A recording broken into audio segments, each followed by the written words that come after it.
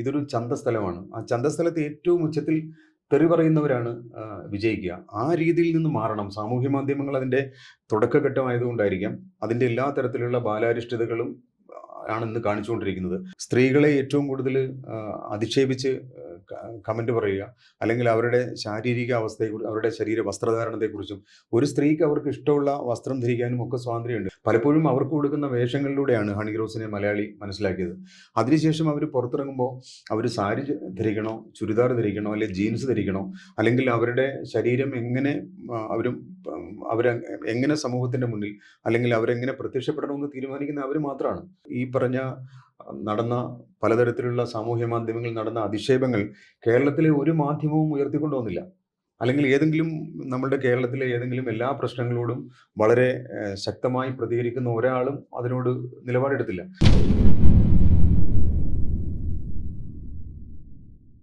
പ്രേക്ഷകർ കണ്ടതാണ്. അപ്പോൾ തന്നെ വിചാരിച്ചു ഇത് എന്താണ് ഈ ഒരു പരിപാടി. ആ പരിപാടിയിൽ പങ്കെടുത്തിരിക്കുന്ന മറ്റുള്ള ആളുകളെല്ലാം തന്നെ വളരെ പ്രമുഖരായിട്ടുള്ള സാഹിത്യവും സംസ്കാരവുമായിട്ടൊക്കെ ബന്ധമുള്ള ആളുകളാണ്. അപ്പോൾ അതിനകത്ത് ഈ ഒരു ക്വിസ് മത്സരം നടത്താനായിട്ട് ഇങ്ങനെ ഒരു വ്യക്തിയെ വെച്ചതിനെ കുറിച്ച് അന്ന് തന്നെ നമ്മളൊക്കെ തമാശ സംസാരിക്കാതിരിക്കുമെന്ന് സോഷ്യൽ മീഡിയയിൽ തന്നെയൊക്കെ വന്നിട്ടുള്ള കാര്യമാണ്. സ്വാഭാവികമായിട്ടും മലയാളത്തിലെ ഏറ്റവും പ്രശസ്തരായ ആൾക്കാർ ആ പ്രോഗ്രാം അവതരിപ്പിക്കുന്നു. മലയാളത്തിലെ ഏറ്റവും പ്രശസ്തമായ പുസ്തകങ്ങൾ അതിൽ അവതരിപ്പിക്കുന്നു. എഴുത്തുകാർ വന്ന് അഭിപ്രായം പറയുന്നു. പലതരത്തിൽ കേരളത്തിലെ രാഷ്ട്രീയ സാമൂഹ്യ രംഗത്ത് സ്വാധീനമുള്ള ആൾക്കാർ അതിനകത്തിൽ പ്രത്യക്ഷപ്പെടുന്നു. ഏറ്റവും അവസാനം ഞങ്ങൾ സാഹിത്യ സംബന്ധമായ ഒരു ക്വിസ് പ്രോഗ്രാമാണ്, ഒരു 3-4 മിനിറ്റുള്ള ഒരു ക്വിസ് പ്രോഗ്രാമാണ് പ്ലാൻ ചെയ്തിരുന്നത്. ആ പ്രോഗ്രാം ബോബി ചെമ്മണ്ണൂരിനെ കൊണ്ട് അവതരിപ്പിക്കണം എന്ന് സ്ഥാപനത്തിൻ്റെ മേധാവിയായിട്ടുള്ള ബിസിനസ് ഹെഡ് നിർബന്ധം പിടിച്ചു. അപ്പോൾ ആ സമയത്ത് തൊട്ടു മുമ്പ് സാമൂഹ്യ മാധ്യമങ്ങളിൽ വന്നിരുന്ന ബോബി ചെമ്മണ്ണൂരിനെ കുറിച്ചുള്ള വളരെ നെഗറ്റീവായിട്ടുള്ള കാര്യങ്ങൾ, നമ്മൾ മനസ്സിലാക്കിയ കാര്യങ്ങൾ അദ്ദേഹത്തോട് പറയുകയും ചെയ്തു. അപ്പോൾ അതൊന്നും നമ്മൾ ശ്രദ്ധിക്കേണ്ട കാര്യമില്ല. നമുക്ക് നമ്മുടെ പ്രോഗ്രാമിൽ അയാൾക്ക് പ്രസൻസ് കൊടുത്താൽ മാത്രമേ അയാൾ ഈ പ്രോഗ്രാം ചെയ്യുള്ളൂ. അതുകൊണ്ട് അത് കൊടുക്കണം എന്നുള്ള നിർബന്ധം വന്നപ്പോൾ അത് ചെയ്യേണ്ടി വന്നു. ആദ്യത്തെ എപ്പിസോഡ് പോയ ദിവസം തന്നെ, അത് എയറിൽ പോയ ദിവസം തന്നെ രാത്രിയിൽ ഈ പ്രോഗ്രാം കണ്ടിട്ട് എന്നെ പല ഭാഗത്തു നിന്ന് നമ്മുടെ സുഹൃത്തുക്കളും, മാധ്യമ സുഹൃത്തുക്കളും, എഴുത്തുകാരും, മറ്റ് സാമൂഹ്യ പ്രവർത്തകരും, രാഷ്ട്രീയക്കാരും ഒക്കെ എന്നെ വിളിച്ച് വളരെ ലജ്ജാകരമായ രീതിയിലുള്ള നിലപാടാണ് നിങ്ങൾ സ്വീകരിച്ചത്. ഒരിക്കലും അനൂപ് ഇങ്ങനൊരു കാര്യത്തിന് നിൽക്കാൻ പാടില്ലായിരുന്നു. അപ്പം ഞാൻ പറഞ്ഞു, ആ പ്രോഗ്രാമിൽ ഇങ്ങനെ ഒരു സംഭവം നടന്നിട്ടുണ്ട്. ബോബി ചെമ്മണ്ണൂരാണ് അതിൻ്റെ സ്പോൺസർ ചെയ്തിരിക്കുന്നത്. ആ സ്ലോട്ട് അയാൾ എടുത്തിട്ട് ചാനൽ ആ പ്രോഗ്രാം ചെയ്തിരിക്കുന്നുള്ളൂ. ഭാഷയെക്കുറിച്ചുള്ള ഒരു പ്രോഗ്രാം ആലോചിക്കണം. അപ്പോൾ അങ്ങനെ ഒരു പ്രോഗ്രാമിൽ ഇങ്ങനെ ഒരു ആളെ തിരികെ കയറ്റിയപ്പോൾ കേരളത്തിലെ മുഖ്യധാരാ മാധ്യമങ്ങളിൽ ഒരു ഒരു ഒരു പ്രസൻസ്, ഏഷ്യാനെറ്റ് പോലുള്ള ഒരു ലീഡർ ചാനൽ ഇങ്ങനെ ഒരു ആളെ ഒരു ഭാഷാ സംസ്കാരവുമായി ബന്ധപ്പെട്ട ഒരു പ്രോഗ്രാമിൽ, ഇത്ര പ്രധാനപ്പെട്ട ഒരു സെഗ്മെന്റിൽ അവതാരകനായിട്ട് ക്വിസ് മത്സരത്തിന്റെ അതൊക്കെ അത് നമ്മളെല്ലാവരും വളരെ അത്ഭുതത്തോടു കൂടി നോക്കുന്ന കാര്യമാണ്. കാരണം ആ ദിവസം വരെയും ഈ ഒരു രീതിയിൽ ഏതെങ്കിലും രീതിയിലുള്ള ക്വാളിഫിക്കേഷൻ ഉള്ള ഒരാളാണെന്ന് ബോബി ചെമ്മണ്ണൂർ ഏതെങ്കിലും രീതിയിൽ തെളിയിച്ചിട്ടുള്ള ഒരാളല്ല. അത് തകഴി ശിവശങ്കരപിള്ള എന്ന് പറയുമ്പോൾ തകഴി ശിവശങ്കരപിള്ള എന്ന് പറയുന്ന രീതിയിലുള്ള ഒരു ഭാഷാ പരിജ്ഞാനം മാത്രമേ ബോബി ചെമ്മണ്ണൂരിനുള്ളൂ. പക്ഷേ ഈ നമ്മുടെ ഭാഷയെയും സംസ്കാരത്തെയും, അല്ലെങ്കിൽ നമ്മളുടെ മാധ്യമ സംസ്കാരത്തെയൊക്കെ തന്നെ അതിൻ്റെ എത്തിക്സിൽ മുറുകെ പിടിച്ചിരുന്ന ഒരു എഡിറ്റോറിയൽ സംസ്കാരം കേരളത്തിലെ മാധ്യമങ്ങൾക്ക് വളരെ പരിമിതമായെങ്കിലും എല്ലാ മാധ്യമങ്ങളും സൂക്ഷിക്കാറുണ്ട്.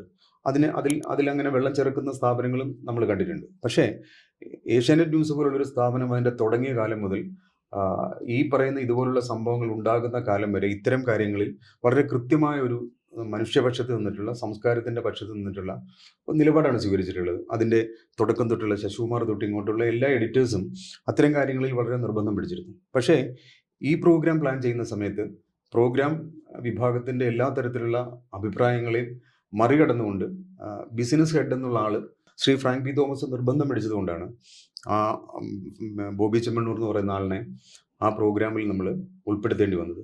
അത് ഏതാണ്ട് 50 എപ്പിസോഡിൽ മേലെ ഏഷ്യാനെറ്റിൽ ആ പ്രോഗ്രാം ടെലികാസ്റ്റ് ചെയ്തു. അങ്ങനെ ആ പ്രോഗ്രാം മലയാളം എൻ്റെ മലയാളം എന്നുള്ള പേരിൽ ആ പ്രോഗ്രാമിൽ 50-ലേറെ എപ്പിസോഡ് ബോബി ചെമ്മണ്ണൂർ ഒരു പ്രോഗ്രാം 3-4 മിനിറ്റ് അവതരിപ്പിച്ചു. അതാണ് ശരിക്കും പറഞ്ഞു കഴിഞ്ഞാൽ കേരളത്തിൽ കോവിഡ് കാലത്ത് കോവിഡ് പോലെ തന്നെ മാരകമായ ഒരു മാധ്യമ വിരുദ്ധ പ്രവർത്തനം നടന്നതെന്ന് ഞാൻ വിശ്വസിക്കുന്നു. കാരണം ആ പ്രോഗ്രാമിലൂടെയാണ് ബോബി ചെമ്മണ്ണൂർ മുഖ്യധാരാ മാധ്യമങ്ങളിൽ വീണ്ടും പ്രസൻസ് ഉറപ്പാക്കുകയും പിന്നീട് പല മാധ്യമങ്ങളിലും പലതരത്തിലുള്ള അയാളുടെ വീഡിയോസും സോഷ്യൽ മീഡിയയിൽ പലതരത്തിലുള്ള വളരെ മറ്റ് മനുഷ്യരെ, അത് സ്ത്രീകളെ ആണെങ്കിലും മറ്റ് നമ്മുടെ ഒരു സാംസ്കാരിക അന്തരീക്ഷത്തിനും ചേരാത്ത തരത്തിലുള്ള പല കാര്യങ്ങളും വന്നത് അതിനുശേഷമാണ്. അപ്പം അത്തരം കാര്യങ്ങളിൽ കുറ്റകരമായ അനാസ്ഥ കാണിക്കുകയും പിന്നീട് അത്തരം കാര്യങ്ങൾ നമ്മളതിൽ പങ്കില്ല എന്ന് പറഞ്ഞതുകൊണ്ട് കാര്യമില്ല. ഒരു മാധ്യമ പ്രവർത്തകനും അല്ലെങ്കിൽ ഒരു തരത്തിലുള്ള ഞാനിത് പറയുമ്പോൾ ഞാൻ ഈ പറയുന്ന 30 വർഷത്തെ മാധ്യമ പ്രവർത്തനത്തിനിടയിൽ ഒരിക്കലും ഇങ്ങനെ ഒരു സന്ദർഭം ഞാൻ ഏതാണ്ട് 8-9 സ്ഥാപനങ്ങളിൽ ജോലി ചെയ്തിട്ടുണ്ട്, ദൃശ്യമാധ്യമങ്ങളിലും അച്ചടി മാധ്യമങ്ങളിലുമായിട്ട്. ഒരു സ്ഥലത്തും ഇങ്ങനെ ഒരു മാധ്യമ വിരുദ്ധമായ ഒരു നിലപാട് സ്വീകരിച്ചതിനൊപ്പം നിൽക്കേണ്ട ഒരു ആവശ്യം എനിക്ക് വന്നിട്ടില്ല. എനിക്ക് തോന്നുന്നു ആ സംഭവത്തോടു കൂടിയാണ് ഞാൻ മാധ്യമപ്രവർത്തനം എന്നുള്ള തരത്തിൽ ആ സ്ഥാപനത്തിൽ നിന്ന് മനസ്സുകൊണ്ട് പിന്മാറുന്നത്. പിന്നീട് കോവിഡ് കാലത്ത് ആ പ്രോഗ്രാം ചെയ്തതിന് ശേഷം ഞാൻ ഏതാണ്ട് അതിൻ്റെ അവസാന ഘട്ടത്തിൽ ആ പ്രോഗ്രാം കഴിഞ്ഞ് അധികം വൈകാതെ ഞാൻ അവിടെ നിന്ന് ഇറങ്ങുകയും ചെയ്തു. ഇത്തരം നമ്മളുടെ മാധ്യമ സംസ്കാരം എന്താണെന്ന് അറിയാൻ വയ്യാത്ത, അല്ലെങ്കിൽ അത്തരം സംഭവങ്ങളെക്കാൾ കൂടുതൽ മൂലധനത്തിന് അല്ലെങ്കിൽ സാമ്പത്തികമായ നേട്ടങ്ങൾക്ക് വേണ്ടി മാത്രം നമ്മളുടെ മാധ്യമ സംസ്കാരത്തെ വളച്ചൊടിക്കുന്ന ആൾക്കാരാണ് ശരിക്കും ഇത്തരം കാര്യങ്ങൾക്ക് ഏറ്റവും കൂടുതൽ പ്രോത്സാഹനം കൊടുത്തിട്ടുള്ളത്. ഇത്തരം സന്ദർഭങ്ങളിൽ അങ്ങനെയുള്ള ആൾക്കാരെ നമ്മൾ അങ്ങനെയുള്ള നിലപാടുകളെ തുറന്നു കാട്ടേണ്ടത് തന്നെയാണ്. അതിലൊന്നും യാതൊരു മടിയും ഭയവും വിചാരിക്കേണ്ട കാര്യമില്ല. ഇപ്പോൾ എന്നെ സംബന്ധിച്ച് ഇത്തരം കാര്യങ്ങൾ നമ്മൾ കടന്നു വന്ന വഴിയിൽ നമ്മൾ അനുഭവിച്ച, നമ്മൾ കേട്ട, നമ്മൾ നേരിട്ട സംഭവങ്ങൾ നമ്മൾ തീർച്ചയായിട്ടും ആ സംഭവത്തെ മറികടന്നത് എങ്ങനെയാണ്, അല്ലെങ്കിൽ ആ സംഭവം നമ്മളുടെ മുന്നിൽ എങ്ങനെയായിരുന്നു എന്നുള്ള സത്യം സമൂഹം അറിയണം, അല്ലെങ്കിൽ കേരളീയ ജീവിതത്തിൽ അത് രേഖപ്പെടുത്തി വെക്കണം. അതുകൊണ്ടാണ് ഞാൻ ഈ വളരെ യാദൃശ്യമായിട്ടാണെങ്കിലും ഇന്നലത്തെ ചർച്ചയെക്കുറിച്ച് പറഞ്ഞപ്പോൾ ആ ചർച്ച ഞാൻ കണ്ടിട്ടില്ല എന്ന് പറഞ്ഞല്ലോ. ഈ കാര്യം പറഞ്ഞത് എന്ന് പറഞ്ഞാൽ കോവിഡ് കാലത്ത് അന്ന് ആ ബോബി ചെമ്മണ്ണൂരിന് കൊടുത്ത ഒരു എൻട്രിയാണ് പിന്നീട് സാമൂഹ്യ മാധ്യമങ്ങളിലൊക്കെ അയാൾ വലിയ ഒരു ആഘോഷത്തിന്റെ ആളായിട്ട് പ്രത്യക്ഷപ്പെടാൻ കാരണം. തീർച്ചയായും ഈ സാമൂഹ്യ മാധ്യമങ്ങളിൽ ഈ മനുഷ്യൻ ഇടപെടുന്ന സമയത്ത് നമുക്കറിയാം, ഇത് ഒരു ഉദാഹരണം മാത്രമല്ല. ഈ ശ്രീമതി ഹണി റോസിനോടുള്ള ഈ തരത്തിലുള്ള പെരുമാറ്റം എനിക്ക് തോന്നുന്നത് ആദ്യത്തെ ഇതല്ല. നമ്മളിപ്പോൾ അത് നോക്കിക്കഴിഞ്ഞാൽ ഇപ്പം തന്നെ സോഷ്യൽ മീഡിയയിലുള്ള ധാരാളം വീഡിയോസ് ഉണ്ട്. അതിൽ പലതിലും നമുക്ക് പറയാൻ പോലും അറപ്പാവുന്ന രീതിയിലാണ് ചെറിയ കുട്ടികളോട് പോലും ഈ മനുഷ്യൻ സംസാരിച്ചിരിക്കുന്നത്. പക്ഷെ ഇതൊക്കെ തന്നെ ആഘോഷമാക്കുകയാണ് ഉണ്ടായത്. ഇതൊക്കെ പിന്നീട് സാമൂഹ്യ മാധ്യമങ്ങൾ ആഘോഷമാക്കുകയും അത് ഇത്തരത്തിലുള്ള ഇതേ മെന്റാലിറ്റിയുള്ള ആളുകളാണ് ഇപ്പോൾ ഈ ഹണി റോഷനെതിരായിട്ടുള്ള പരാമർശങ്ങൾ തന്നെ ലൈക്ക് ചെയ്ത ധാരാളം പേരുണ്ട്. അവരുടെ പേരിലൊക്കെ ഇപ്പോൾ അതുപോലെ അതിൽ തന്നെ അശ്ലീലമായ പരാമർശങ്ങൾ ഇട്ട ആളുകളുണ്ട്. അവരുടെ പേരിലൊക്കെ തന്നെ ഇപ്പോൾ നടപടിയിൽ വരാൻ പോവുകയാണ്. അപ്പോൾ ഇത്തരത്തിലുള്ള സാമൂഹ്യ വിരുദ്ധരെ നേരത്തെ ആണെന്നുണ്ടെങ്കിൽ നമുക്കറിയാം, ഇപ്പോൾ വലിയ അഴിമതികളും കുംഭകോണങ്ങളും എല്ലാം തന്നെ പത്രമാധ്യമങ്ങളാണ് വെളിയിൽ കൊണ്ടുവന്നിരുന്നത്. വലിയ അഴിമതികൾ പുറത്തു കൊണ്ടുവന്നിട്ടുള്ള. അപ്പോൾ ഇത്തരം അഴിമതികൾ ഇന്നിപ്പോൾ പുറത്തു കൊണ്ടുവരുന്നതിന് ഈ പരസ്യദാതാക്കളുടെ താല്പര്യം സംരക്ഷിക്കുക എന്നുള്ളത് ഇപ്പോൾ പ്രത്യേകിച്ച് ഈ പത്രമാധ്യമങ്ങളുടെയും ദൃശ്യമാധ്യമങ്ങളുടെയും ഒരു പതിവ് രീതിയായി തീരുന്നതെന്നാണ് മനസ്സിലാക്കാൻ കഴിയുന്നത്. അപ്പോൾ പലപ്പോഴും പല കാര്യങ്ങളും എന്താണെന്ന് വെച്ചിട്ടുണ്ടെങ്കിൽ ഈ മാധ്യമങ്ങളിൽ വരാതെ പോകുന്നുണ്ട്. ഇതുപോലെ മറ്റു പല സ്വർണ്ണ കച്ചവടക്കാരുടെയും അറസ്റ്റും അത്തരം കാര്യങ്ങളും ഒക്കെ തന്നെയും റെയ്ഡും ഒക്കെ തന്നെ പലപ്പോഴും മാധ്യമങ്ങൾ പൂഴ്ത്തിവെക്കുന്നൊരു സംഭവം ഉണ്ടാവും. ഇതിലിപ്പോൾ ഞാൻ ഒരിക്കൽ പറഞ്ഞൊരു കാര്യമാണ്. ഒരു 30 വർഷത്തിന് മുമ്പ് ഞാൻ തിരുവനന്തപുരത്ത് വന്ന കുൽദീപ് നയ്യാർ എന്ന് പറഞ്ഞ ഇന്ത്യയിലെ ഏറ്റവും പ്രശസ്തനായ മാധ്യമ എഡിറ്ററെ കണ്ടപ്പോൾ അദ്ദേഹത്തോട് ഞാൻ ഈ പത്ര സ്വാതന്ത്ര്യത്തെക്കുറിച്ച് ചോദിച്ചു. അപ്പോൾ അന്ന് അദ്ദേഹം യാതൊരു സംശയമില്ലാതെ അദ്ദേഹം പറഞ്ഞൊരു കാര്യമുണ്ട്. കേരളത്തിൽ നിന്നല്ല, ലോകത്താകമാനം പത്രസ്വാതന്ത്ര്യം എന്നൊന്നില്ല. പകരം പത്ര മുതലാളിമാരുടെ സ്വാതന്ത്ര്യമാണ് സംരക്ഷിക്കപ്പെടുന്നത്, പ്രത്യേകിച്ച് ഇന്ത്യയിലും കേരളത്തിലും. കേരളത്തിൽ നിങ്ങൾ വിചാരിക്കുന്ന പോലെ ഒരു പത്രസ്വാതന്ത്ര്യമൊന്നും നിലനിൽക്കുന്നില്ല. അത് നിങ്ങൾ വെറുതെ ഒരു ഫാൻറ്റസിക്ക് വേണ്ടി അങ്ങനെ വിശ്വസിക്കാം എന്നുള്ളതേ ഉള്ളൂ. പക്ഷേ അങ്ങനൊരു സംഭവമില്ല. പത്ര മുതലാളിമാരുടെ സ്വാതന്ത്ര്യമാണ് സംരക്ഷിക്കപ്പെടുന്നതെന്ന് അദ്ദേഹം പറയേണ്ടായി. 100% അത് സത്യമായിട്ട് എനിക്ക് തോന്നിയിട്ടുള്ളത്. കാരണം കേരളത്തിലെ ആശുപത്രികളിൽ പലതരത്തിലുള്ള ശ്രദ്ധക്കുറവ് കൊണ്ടും, അത് ഒരിക്കലും കേരളത്തിലെ ഡോക്ടർമാരുടെ എന്തെങ്കിലും തരത്തിലുള്ള പിഴവ് കൊണ്ടല്ല, പകരം ആശുപത്രികളുടെ കൊള്ള ലാഭം സ്വന്തമാക്കാൻ വേണ്ടിയിട്ടുള്ള അതുണ്ടാക്കാൻ വേണ്ടിയുള്ള കഠിനമായ പരിശ്രമത്തിനിടയിൽ പലതരത്തിലുള്ള പ്രശ്നങ്ങൾ പല ആശുപത്രികളിലും സംഭവിക്കുന്നുണ്ട്. പക്ഷേ അത് കേരളത്തിലെ മാധ്യമങ്ങളിലൊന്നും സാധാരണ വാർത്തയാവാറില്ല. ദിലീപ് ആലോചിച്ച് നോക്ക്, കേരളത്തിൽ ഈ ആശുപത്രികളിൽ നടക്കുന്ന ഈ സൂപ്പർ സ്പെഷ്യാലിറ്റി അല്ലെങ്കിൽ ഈ സ്വകാര്യ ആശുപത്രികളിൽ നടക്കുന്ന പലതരത്തിലുള്ള ജനവിരുദ്ധമായിട്ടുള്ള അല്ലെങ്കിൽ ജനങ്ങൾക്ക് യാതൊരു തരത്തിലും സഹിക്കാൻ പറ്റാത്ത തരത്തിലുള്ള പല കാര്യങ്ങളും മാധ്യമങ്ങളിൽ വാർത്തയാവാറില്ല. ഏതെങ്കിലും പലപ്പോഴും ഈ ഏതെങ്കിലും ആശുപത്രികൾ അവർ ഈ പല സ്ഥാപനങ്ങളും ആഗ്രഹിക്കുന്ന തരത്തിൽ അവർക്ക് പരസ്യം കൊടുക്കാതാവുമ്പോഴാണ് ഈ പറഞ്ഞ ചില വാർത്തകൾ വരിക. അല്ലാതെ ജെന്യൂനായിട്ട് കേരളത്തിലെ പല ആശുപത്രികളിൽ നടക്കുന്ന പലതരത്തിലുള്ള നമുക്ക് സാമൂഹ്യ വിരുദ്ധ പ്രശ്നങ്ങളെക്കുറിച്ച് വാർത്തകൾ വരാറില്ല. അപ്പം ഇതൊക്കെ നമുക്കറിയാവുന്ന കാര്യമാണ്. പലപ്പോഴും എപ്പോഴും നമ്മൾ ഈ മാധ്യമങ്ങളെക്കുറിച്ച് നമ്മൾ പറയാറുണ്ട്, സൗവർണ പ്രതിപക്ഷമായിരിക്കണം പ്രതിപക്ഷമെന്ന്. അപ്പോൾ ഞാനീ മുമ്പേ പറഞ്ഞ കാര്യം, ഈ മാധ്യമങ്ങളിൽ കൃത്യമായി എഡിറ്റോറിയൽ നിശ്ചയങ്ങൾ ഉണ്ടാവുക, നിലപാടുകൾ ഉണ്ടാവുക, അങ്ങനെ ഉള്ള ഒരു കാലത്താണ് നമ്മളൊക്കെ മാധ്യമ പ്രവർത്തനം തുടങ്ങുന്നതും പലപ്പോഴും നമ്മൾ അങ്ങനെയുള്ള അവസ്ഥയിലൂടെയാണ് കടന്നു പോകുന്നത്.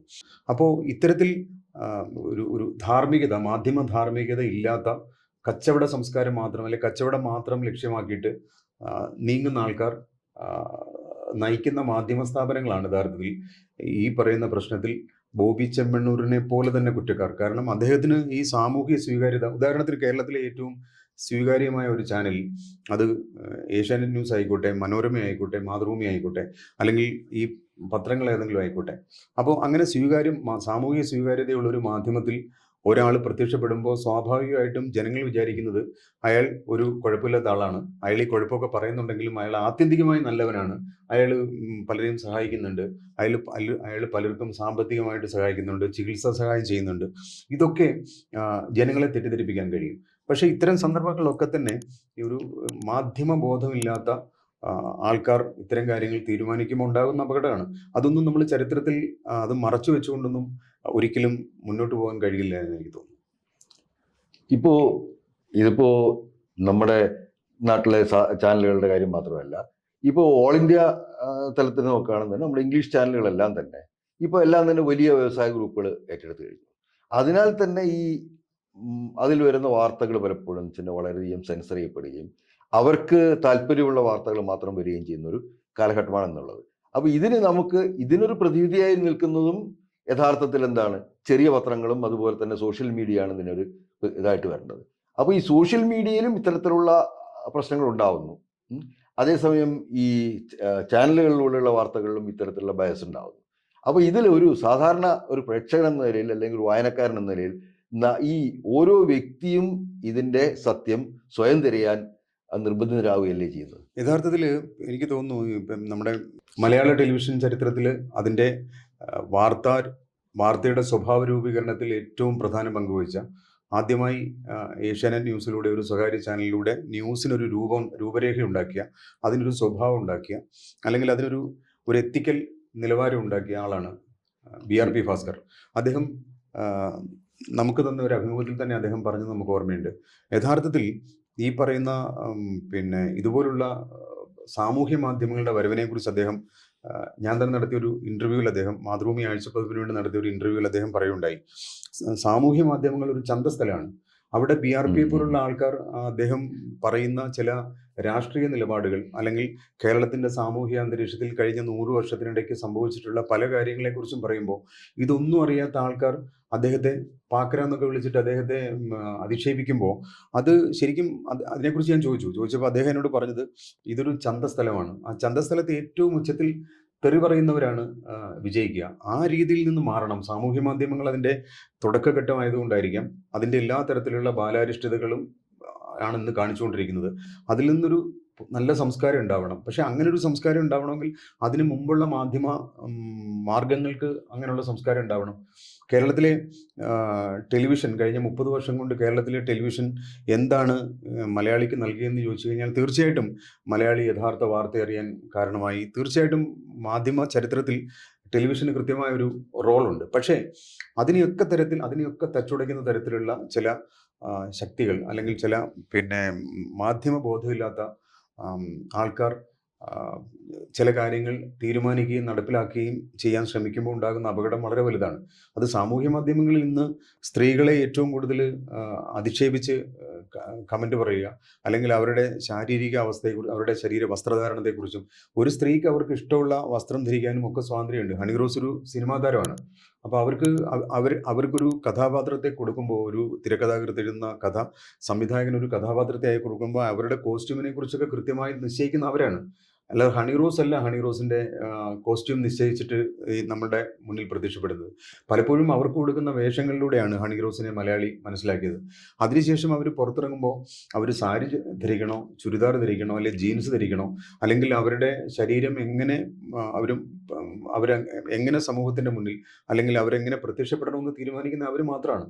ഒരിക്കലും അതിനെതിരായിട്ടുള്ള ഒരു കമൻറ്റ് പറയുന്നവരെ ഏതെങ്കിലും അർത്ഥത്തിൽ, അല്ലെങ്കിൽ അതിനെതിരെ മോശമായിട്ട് അവരെ ചിത്രീകരിക്കുന്നതിനെതിരെ ഒരാളും കേരളത്തിൽ പലപ്പോഴും ശബ്ദിച്ചിട്ടില്ല. അവർ തന്നെ പറയേണ്ടി വന്നു. ഈ ഹണി റോസിനെതിരായിട്ട് ഈ പറഞ്ഞ നടന്ന പലതരത്തിലുള്ള സാമൂഹ്യ മാധ്യമങ്ങളിൽ നടന്ന അധിക്ഷേപങ്ങൾ കേരളത്തിലെ ഒരു മാധ്യമവും ഉയർത്തിക്കൊണ്ടുവന്നില്ല. അല്ലെങ്കിൽ നമ്മുടെ കേരളത്തിലെ ഏതെങ്കിലും എല്ലാ പ്രശ്നങ്ങളോടും വളരെ ശക്തമായി പ്രതികരിക്കുന്ന ഒരാളും അതിനോട് നിലപാടെടുത്തില്ല. ഹണി റോസ് തന്നെ കേസ് കൊടുത്ത് അത് അവർക്ക് സഹിക്കാൻ പറ്റാത്ത തരത്തിലുള്ള മാനസിക അവസ്ഥ സൃഷ്ടിക്കുന്നു എന്ന് പറഞ്ഞപ്പോഴാണ് അതൊരു ചർച്ചയായതും അത് പോലീസ് അയാളെ അറസ്റ്റ് ചെയ്തു. അപ്പോൾ ഇത്തരത്തിലുള്ള ആൾക്കാരെ സംരക്ഷിക്കുന്ന ഒരു സംസ്കാരം, അവരെ പ്രോത്സാഹിപ്പിക്കുന്ന ഒരു സംസ്കാരം കേരളത്തിലെ ദൃശ്യമാധ്യമങ്ങൾ തീർച്ചയായിട്ടും നിയന്ത്രിക്കണം. ഇതുപോലുള്ള ആൾക്കാരെ പ്രോത്സാഹിപ്പിച്ചവരെ തുറന്നു കാട്ടുകയും ചെയ്യേണ്ട ഒരു അനിവാര്യമായ ചരിത്രസന്ധിയാണ് ഇന്ന്. ഇന്നത്തെ ഈ സംഭവ വികാസം തീർച്ചയായും നമ്മുടെ സാമൂഹ്യ മാധ്യമങ്ങൾ എന്ന ഈ BRP ഭാസ്കർ നേരത്തെ ഇപ്പോൾ അനുഭവം പറഞ്ഞു, മറ്റേ ഇതൊരു ചന്തസ്ഥലമാണെന്ന് പറഞ്ഞത്. അത് ശരിയാണ്. ഒരു ചന്തയിൽ പെരുമാറേണ്ട രീതികൾ എങ്ങനെയാണെന്ന് ആളുകളെ മനസ്സിലാക്കാൻ ഈ സംഭവം ഉപകരിക്കുന്നത് എന്നാണ് കരുതുന്നത്. അത് തീർച്ചയായും വളരെ നല്ല ഒരു കാര്യമാണ്.